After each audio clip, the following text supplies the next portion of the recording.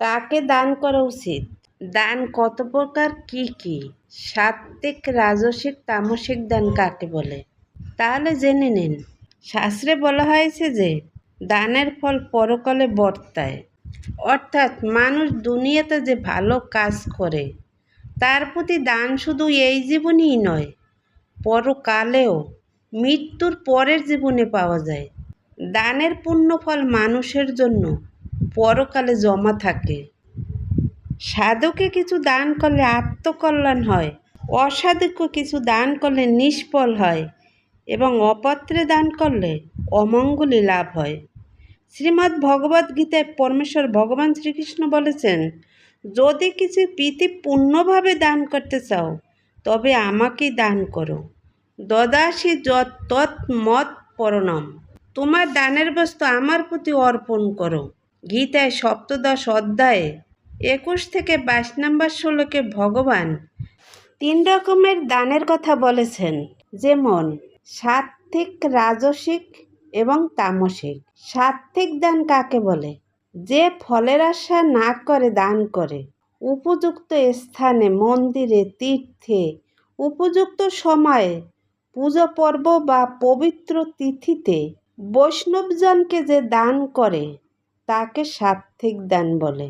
রাজসিক দান ফল লাভের উদ্দেশ্যে যে দান করে এবং কষ্ট করে বা ঋণ করে যে দান করা হয় সেই দানকে রাজসিক দান বলা হয়। তামসিক দান ইন্দ্রিয় ভোগ বিলাসের জন্য অশুভ স্থানে, অশুভ কালে, অযোগ্য পাত্রে যে দান করা হয় তাকে তামসিক দান বলে। মহাভারতে মহামতি বিদুর ধৃতরাষ্ট্রকে বলেছেন যে 6 রকম ব্যক্তিকে কিছুই দান করা উচিত নয়, তাদের সেবা করা কর্তব্য নয়। যেমন আত্মাই, অর্থাৎ আত্মাই বলতে বোঝানো হয় যে গুরুতর অন্যায় করে, যেমন অগ্নিসংযোগকারী, বিষ প্রয়োগকারী, একজনের কথা আর একজনের কানে নিয়ে পৌঁছায়, অস্ত্র হাতে আক্রমণ করে, সম্পদ লুণ্ঠনকারী, যে সম্পদ লুটপাট করে নেয়, জমি দখল করে এবং অন্যের স্ত্রী অপহরণ করে, সেই ব্যক্তিকে কিছুই দান করা উচিত নয়।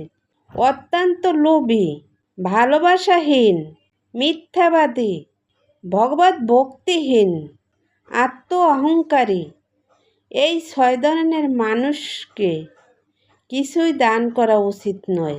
বিদুর আরও বলেছেন যে 9 ধরনের ব্যক্তির কাছে কিছু চাওয়া বা ভিক্ষা করা উচিত নয়।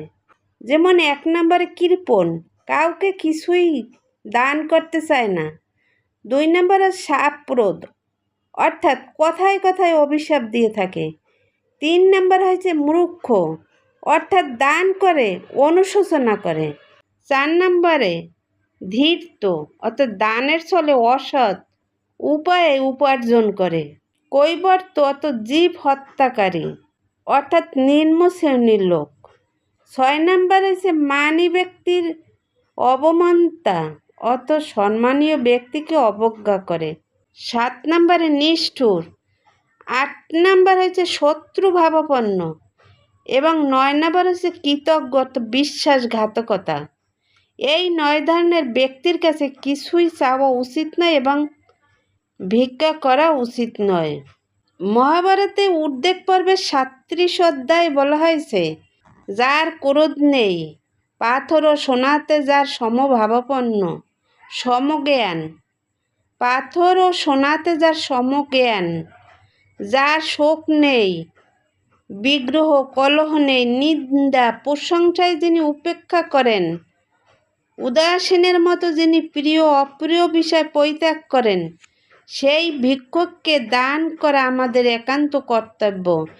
এই ধরনের মানুষকে ভগবান শ্রীকৃষ্ণ দান করার কথা বলেছেন। দান করতে হলে আপনারা সঠিক পাত্রেই দান করুন, তাহলে পূর্ণ ফল লাভ করতে পারবেন। হরে কৃষ্ণ, রাধে রাধে।